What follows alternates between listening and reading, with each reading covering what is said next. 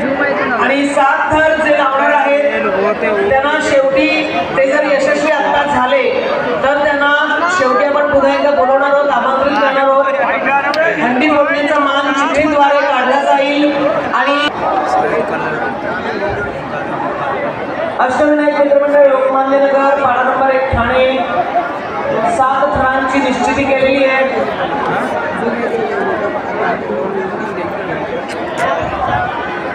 एक 2 3 4 अरे 4 5 भाई इधर मटकी है.